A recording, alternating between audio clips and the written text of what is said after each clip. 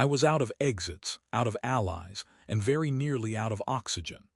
The corridor ahead split into 3 identical passages, each pulsing with warning lights that suggested imminent lockdown or festive decoration. Given my luck, it was both. Behind me, the station's security drones skimmed around the curve of the hall, their lenses glowing a polite shade of red, the color, I had learned, of please surrender immediately. I would, I muttered, sprinting, but I'm busy. A stun bolt scorched the wall beside my head. The smell of ionized metal followed me like a bad decision. I skidded into the left corridor at random. My boots slipped on the polished alloy floor. Somewhere above, an automated voice calmly informed all residents that a Level 2 fugitive was at large and cooperation would be rewarded. Level 2. That stung. I'd worked hard for at least a 3. I ducked into a maintenance hatch and sealed it just as 2 drones swept past. In the narrow shaft, the air was warm and metallic. My pulse hammered in my ears. I checked my wrist console. No signal. No allies. No miraculous last-minute extraction. I am officially, I whispered to myself, the most predictable idiot in 3 systems. The hatch above me opened without warning. I froze. A figure dropped lightly into the shaft, landing without a sound. For a heartbeat, I thought my oxygen deprivation had begun producing hallucinations. An elegant silhouette against the dim light, a blade's faint curve at her hip. She straightened. She looked human, almost. Her face held the symmetry of a sculpture, calm and alert. Dark hair was braided close to her head, practical and severe. And then there were her ears, long, graceful, tapering to fine points that angled slightly outward. They twitched once, subtly, as if tasting the vibrations in the metal walls. She regarded me the way one might regard a mildly interesting insect. "You are being hunted inefficiently," she said. "That's the nicest thing anyone said to me today." Another stun blast shook the shaft. She glanced upward. "You chose a poor corridor. I chose it at random." "Yes, that is what I said." The drones cut through the hatch above, metal screaming. She moved before I could form a better apology. Her blade came free in a single fluid motion, humming with a faint blue edge. One drone fell in 2 precise pieces.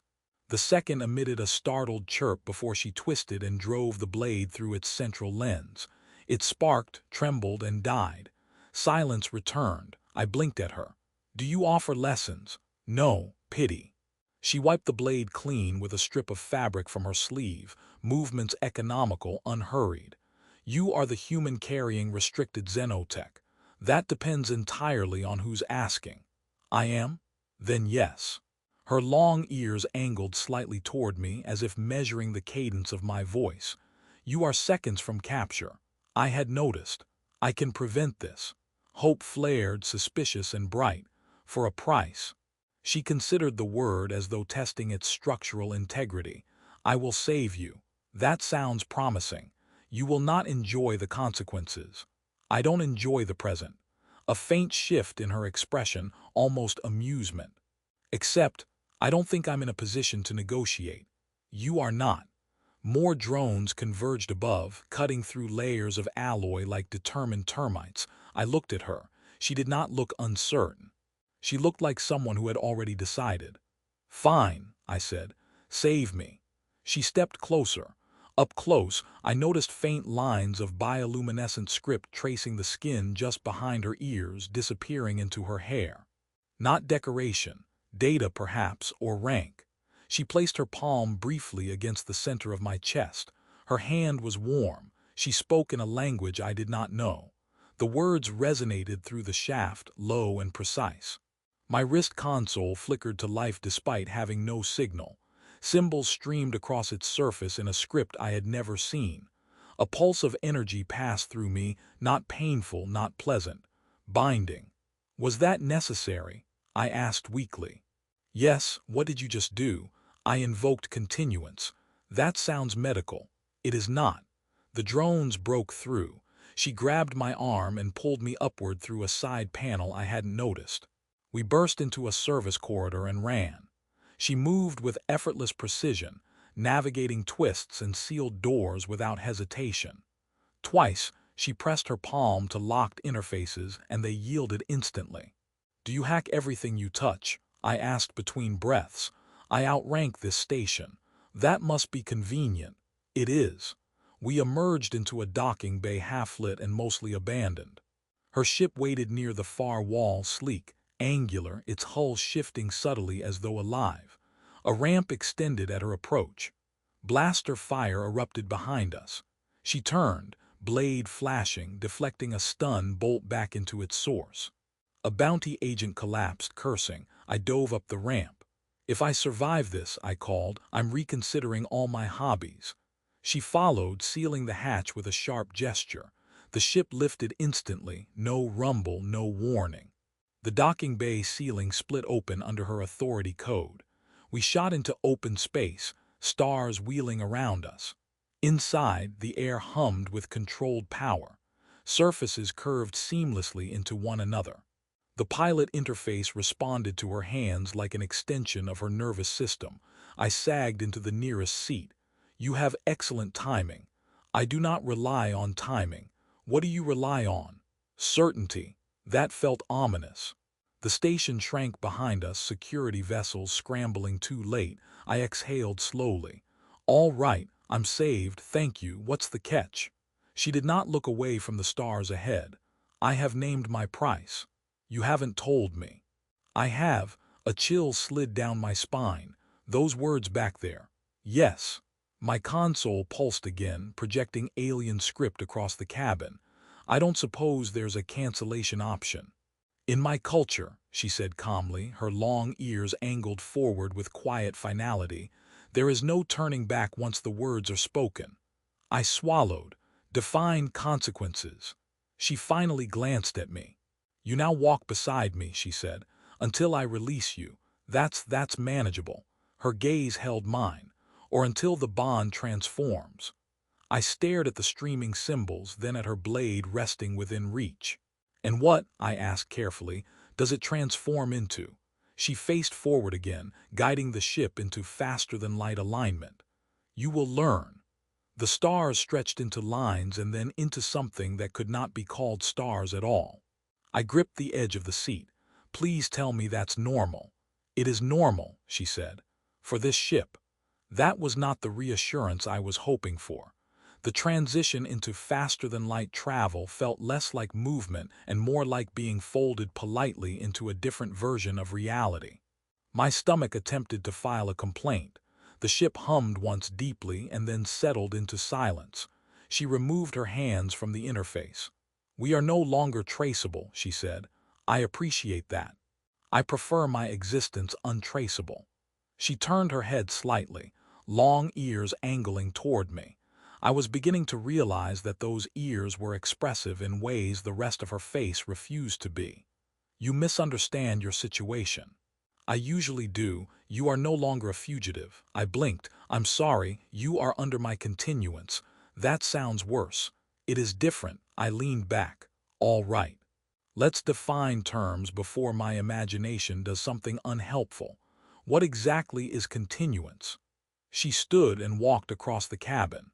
The ship adjusted lighting as she moved, responding to her presence like an attentive pet.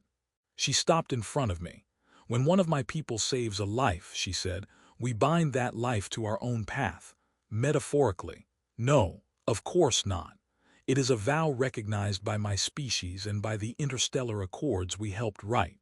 My console pulsed again. Alien script rotated slowly. A translation attempt flickered, stuttered, then produced something that made my heart skip. "Strategic life bond," I read aloud. "Mutual trajectory obligation. Irrevocable without formal transformation." I looked up. "You people really don't believe in casual favors, do you? Casual is inefficient. And this transformation part." She regarded me steadily. "Continuance evolves." That's not an explanation, that's a threat disguised as grammar. It becomes either release or union. The word hung in the air. "Union," I repeated carefully. "As in alliance?" "Yes." "As in partnership?" "Yes." "As in?" "Yes." I pressed my hands over my face. I was trying very hard not to arrive at that conclusion. She tilted her head. Your heart rate has increased. Sharp observation. You fear obligation. I fear surprise lifelong alien marriage contracts, yes. Her ears twitched faintly. It is not marriage. That is not comforting. She stepped back, folding her hands behind her. Union in my culture is a dual command. Two minds bound legally and strategically. It is rare. It requires mutual declaration. Mutual, I repeated. That's the first encouraging word you've used. You will have choice, she said. Good. But not now. Of course not. She moved toward a recessed wall panel. It opened, revealing a series of holographic projections. A star map blossomed into view, constellations marked with symbols that shifted in response to her gaze. My people will know what I have done, she said, because of the glowing ritual speech and cosmic paperwork. Yes, efficient. There will be political reaction. Ah. I was wondering when we'd arrive at the part where powerful beings dislike me on principle. She glanced at me. You are accustomed to this. I have a face that inspires authority figures to reconsider their day. A faint pause. Your face is symmetrical. Thank you, it's done nothing for my legal standing. The ship trembled softly. She focused on the star map. We are being scanned. I stiffened. You said we were untraceable. I said we were no longer traceable by the station. That feels like a technicality. It is. The star map highlighted a distant contact, unknown signature. Friendly? I asked. No, of course. She placed her hand against the interface. The ship shifted vector abruptly. My stomach registered a formal protest. Who are they? I asked. Uncertain. That's never good. They are not broadcasting identification. Also not good. She accelerated. The contact adjusted course to intercept. You have enemies? I asked. I have rivals. That's a yes. Energy flared outside the ship. A warning tone pulsed. They are testing our shields, she said. Testing, that's polite. Her long ears angled forward sharply, the first clear sign of tension I'd seen. She began issuing commands in her own language. The ship responded instantly, diverting power, altering trajectory and angles that should have been illegal under several physics conventions. Another flare, the hull vibrated. Can we outrun them? I asked. Yes. That hesitation was unnecessary. I did not hesitate. You blinked. That was recalibration. The contact drew closer. I stared at the tactical projection. Do you need assistance? You are untrained. Correct, but I am creative. That is not reassuring. It has kept me alive. She considered this. Very well, she said. Divert auxiliary power from non-essential systems. Which are? She glanced around. The ambient lighting dimmed. I like those lights. They are non-essential. Rude. I tapped at the console, guessing more than understanding. If I accidentally eject us into open space, I apologize in advance. You will not. That confidence is flattering. The ship surged forward, engines flaring brighter than before. The pursuing vessel struggled to match the sudden acceleration. There, she said quietly. The contact fell behind, its signal fading. Silence returned, heavy and electric. I exhaled. You handle pressure well. It is expected. You didn't even look worried. My ears were forward. I have no reference for that. That is why I inform you. I laughed, breathless. You're terrifying. So I am told. The star map cleared. She deactivated the projection and faced me fully. You see now, she said, that walking beside me is not without risk. I noticed the attempted vaporization. You may still regret accepting my intervention. I didn't accept, I reminded her. You declared. A pause, yes. I stood slowly, legs still adjusting to the absence of pursuit. All right. Let's address the larger existential issue. You bound me to your path. Your path includes political rivals and unidentified ships with weapons. What exactly are you? She met my gaze without flinching. I am of the high lineage of Ithari. That sounds important. It is. And you decided your strategic life bond should be me? Yes. On what possible basis? She stepped closer again, studying me with unsettling focus. "You did not beg," she said. "You did not offer lies, you accepted consequence. I was cornered. You were honest." I opened my mouth to argue, then stopped. "That's your reasoning?" I asked. It was sufficient. I let out a slow breath. "You realize this is the worst recruitment speech in galactic history." Her ears lifted slightly. "Yet," she said, "you remain." I glanced at the streaming alien script still circling my console. "Apparently," I muttered, "I do." "We are approaching Ithari Prime," she said. "That sounds like a place where I will be judged extensively." "You will." "Good. I was worried I might get a day off." The ship shifted out of faster-than-light travel with a soft shudder. My console flooded with signals, structured, layered, official, traffic control queries, military authentication checks, diplomatic channels opening like cautious eyes. Her hands moved over the interface. "They are aware of my return." "And of me?" "Yes." "Fantastic. They are attentive." That's a polite word for outraged, isn't it? She did not answer. That was answer enough. The main viewport adjusted automatically. Ithari Prime filled the projection grid. Orbital structures circled the planet in perfect geometric arcs. Massive ringed platforms glowed with controlled energy fields. Traffic moved in silent, coordinated patterns. No chaos, no improvisation. "Your people like symmetry," I said. "Symmetry is efficient. Humans prefer personality. I have observed." Our ship received landing coordinates, not a docking bay, a central platform. "That looks official," I said. "It is." "You're not sneaking me in through a cargo hatch." "No, bold strategy. I do not hide my decisions, even the questionable ones." Her ears angled slightly toward me. "Especially those." The ship descended through layers of controlled atmosphere, guided by automated corridors of light. As we approached the platform, I counted at least 6 defensive arrays tracking us. "Are those weapons locked on us?" I asked. "Yes." "Comforting. They will not fire." That confidence again. "I outrank the commanders who control them." "I need that on a shirt." We touched down without a tremor. Before the ramp lowered, she turned to me. "You will remain at my side." "That seems to be the theme." "You will not speak unless addressed." I nodded. "I can manage that." She held my gaze for a long second. "You will try," she corrected. "That feels less achievable." The ramp extended. They were waiting. A line of figures stood at precise intervals across the platform. They looked, at first glance, like variations of her. Tall, composed, long ears marking subtle differences in angle and length. Some wore ceremonial armor that shimmered faintly. Others wore robes threaded with luminous patterns. All of them were staring at me. "This is fine," I muttered. She stepped forward. I followed half a pace behind.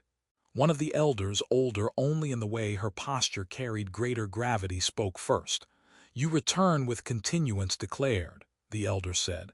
"I do," my savior replied. "And you bind it to an off-world human." "I do." The elder's gaze shifted to me. I resisted the urge to wave. "You are aware of precedent?" the elder asked her. "I am aware of stagnation," she answered. There was a ripple through the assembled line, not movement, not sound. Just a subtle shift of ears. The elder addressed me. "Human." "Yes," I said before remembering the instruction.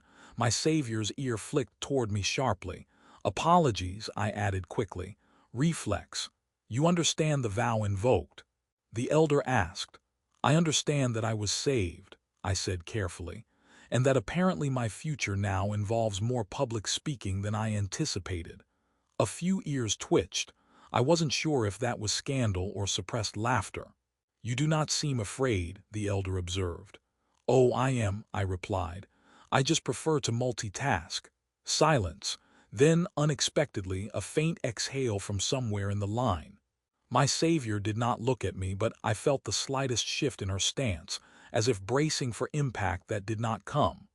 "You will attend formal review," the elder said at last. "Continuance must be examined." "I expected as much," my savior said. We were escorted inward.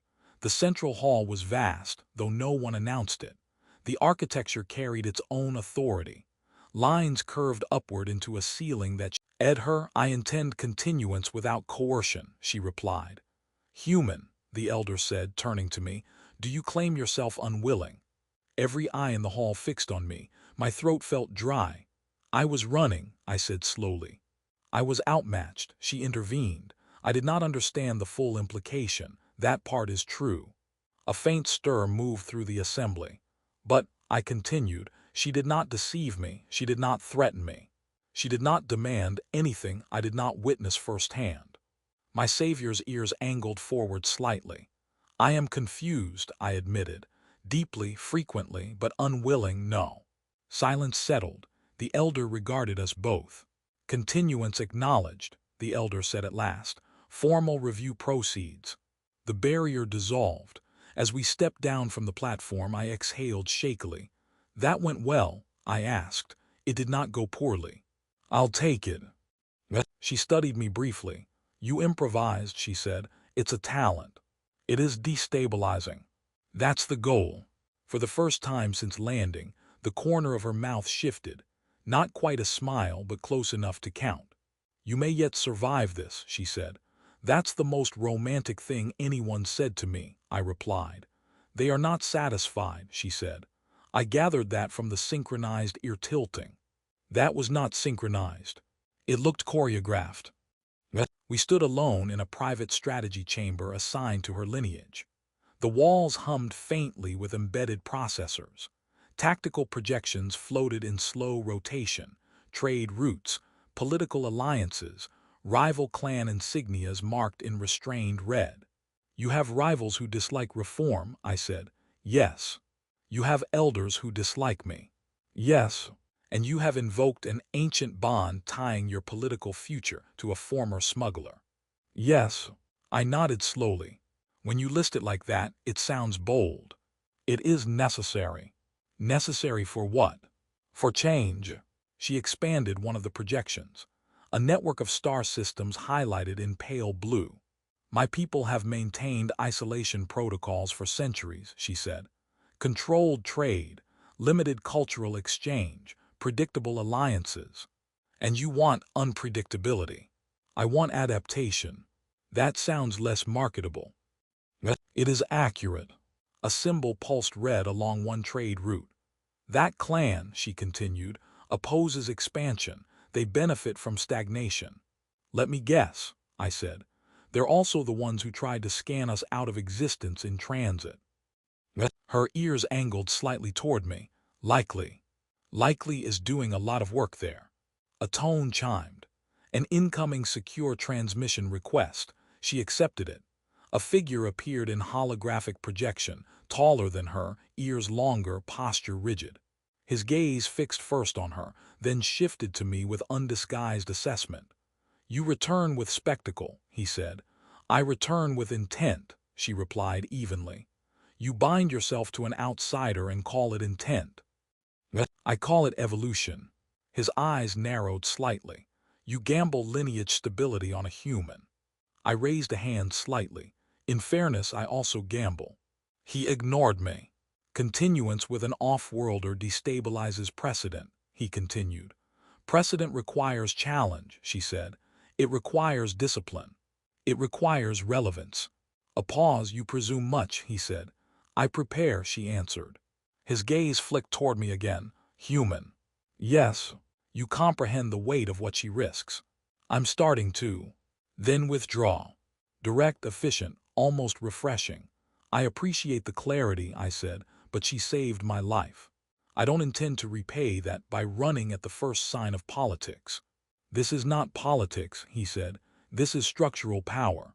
Where I'm from, I replied, that's politics with better posture. Her ear twitched sharply toward me. The projected figure's expression did not change, but something in his stillness tightened. You mistake levity for strength, he said. No, I said. I use levity to survive strength. Silence, you will be tested, he said at last. Both of you. The transmission ended. I exhaled. He seems pleasant. He is efficient, she said. Is that your species' version of charming? It is respected. I paced once across the chamber, glancing at the shifting projections. All right. Let's assume I don't withdraw. What does testing look like? Formal challenge. With blades. Possibly. With speeches. Certainly. With assassination attempts disguised as accidents. She did not answer. That's a yes. A new alert flashed across the projection grid. Speak of the void, I muttered. She expanded the alert. One of her outer trade platforms had gone dark, communications severed, energy signatures spiking irregularly. That is not routine, she said. I assume not. It is within territory influenced by the opposing clan. Coincidence? No. She moved toward the exit. Where are we going? I asked, to respond. With how many ships? One. Yours? Yes. I stopped walking. You are aware that every time we travel, someone tries to disintegrate us. Yes. And you consider this acceptable odds? Yes. Your risk tolerance is alarming. It is calculated. That does not make it comforting. She paused, looking at me fully. You may remain, she said. You are not obligated to combat. I met her gaze. You didn't bind me for comfort. No, and I didn't stay for safety. A fractional shift in her posture. Then come, she said. We were airborne within minutes. Her ship responded instantly, lifting from the platform under military clearance codes that overrode routine traffic. As we cleared orbit, defensive satellites tracked us again. Do they ever relax? I asked. Relaxation invites weakness. Humans relax constantly. I have observed. The darkened trade platform came into view on the tactical display. Scattered debris. Energy spikes inconsistent with standard reactor failure. That looks deliberate, I said. It is. Multiple small craft detached from behind the platform's shadow. Ambush, I sighed. Predictable. She engaged evasive patterns immediately. The ship twisted through vectors that defied my sense of direction. Weapons fire streaked past, grazing shields.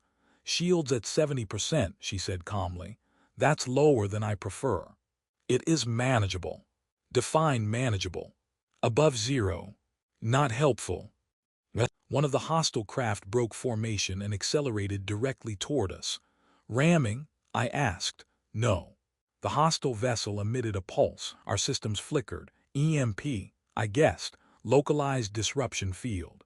Which means impairment. The ship's lighting dimmed briefly. I do not enjoy impairment, I said. Neither do I. She rerouted power manually. I moved to the auxiliary console without being asked. What can I do? I said. Countersignal on frequency band 4. Which one is that? She tapped the interface once.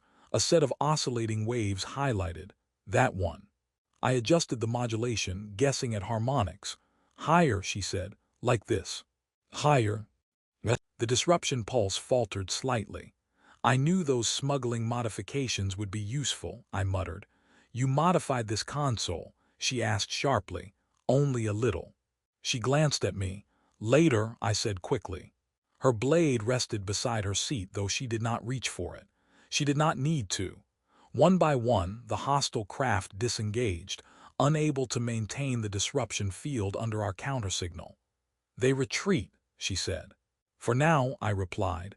Silence returned to the cockpit, shields stabilized, systems realigned. You disobeyed 3 interface protocols, she said without looking at me. Yes. It was effective. I specialize in that. She allowed a small pause. You are disruptive, she said. I prefer adaptable. Her ears lifted slightly. Perhaps, she said, the distinction is narrowing. I leaned back, heart still racing. So this is the test? I asked. No, she said quietly. This is the beginning of it. I laughed once under my breath. Of course it is. They will force resolution, she said. Define force, I replied. Public trial, formal challenge, binding vote. And if we lose? My rank diminishes. Reform stalls. You are released. Released as in free. Yes. Or released as in escorted off-planet under armed supervision. A slight pause. Both. Efficient. The central hall was filled again. more than before. Representatives from allied systems observed through projected feeds. Political gravity pressed in from every direction. "You could still step away," she said quietly beside me. "You keep offering that. It remains valid." "I know." Across the hall, the rival commander stepped forward. His voice carried without amplification. "You claim continuance as evolution," he said. "Yet evolution requires strength. Demonstrate it." "Specify," she replied. "Dual competency trial, strategy and will." I leaned toward her. "That sounds like two separate disasters." "It is traditional," she said. The floor shifted. The circular platform activated, projecting a live tactical simulation into the air above us. Multiple star systems appeared, trade routes destabilizing, hostile fleets emerging from blind vectors. "A scenario," the commander said. "You will command together." A murmur rippled outward. "Together," I whispered. "You are bound," she said. "They test coherence." The simulation began. Hostile fleets advanced toward key Ethari platforms. Civilian evacuation routes clogged, energy grids fluctuated. "Time limit?" I asked. "Minimal," she replied. "Of course." She moved first, issuing precise commands to redirect defensive arrays. I watched the simulation, looking for asymmetry. "They're baiting your central fleet," I said. "Yes." "Don't reinforce it." She glanced at me briefly. "Let the outer platforms fall back," I continued. "Collapse the perimeter, draw them inward. That risks infrastructure loss. You can rebuild infrastructure. You can't rebuild fleets." A fraction of a second, then she altered course. Outer platforms shifted position, luring hostile ships deeper. Defensive satellites repositioned silently. "They will think we miscalculated," she said. "Good." The hostile fleet advanced aggressively. "Now," I said, "trigger the gravity wells." She activated concealed fields embedded along the inner orbit. The hostile formation fractured, ships dragged out of alignment. The hall remained silent.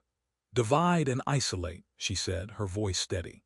We split the enemy fleet into segmented clusters. Precision strikes disabled command vessels.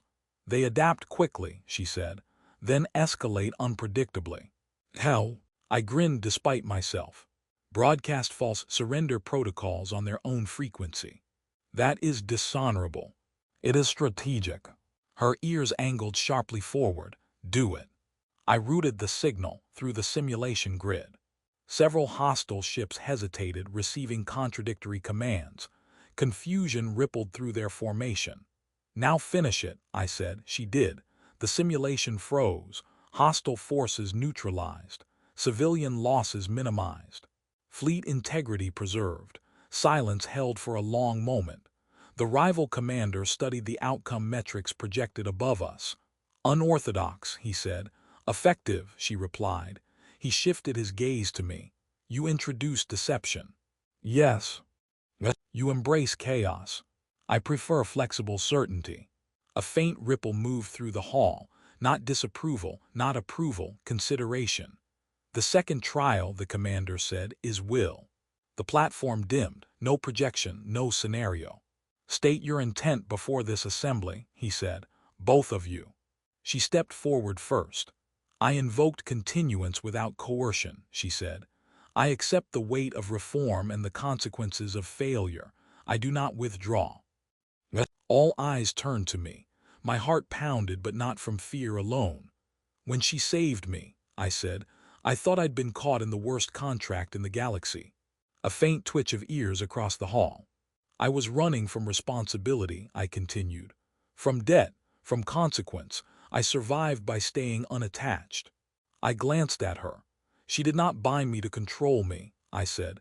"She bound me because she saw potential in connection." Her posture did not change, but her ears lifted slightly. "I don't understand all your traditions," I went on. "I probably never will, but I understand choice. I could walk away right now. It would be easier, safer." A breath. "I'm not walking." The hall remained still. "I choose to remain in continuance," I said clearly. "Not because I was saved, because I want to stand beside her." The silence deepened, then shifted. The elder from before rose. Continuance acknowledged as mutual, she declared. Transformation eligible. The rival commander studied us one last time. You accept shared command, he asked her. I do, she said. And you? He asked me. I exhaled slowly. I do. The words felt heavier than any vow spoken in a maintenance shaft. A pulse of energy moved through the platform. My console flared with new script. The binding shifted, no longer unilateral, balanced. She turned toward me fully now. Union recognized, the elder announced. Dual command established. A low resonance filled the hall. Not applause, not noise. Agreement. The rival commander inclined his head slightly. You are disruptive, he said to me.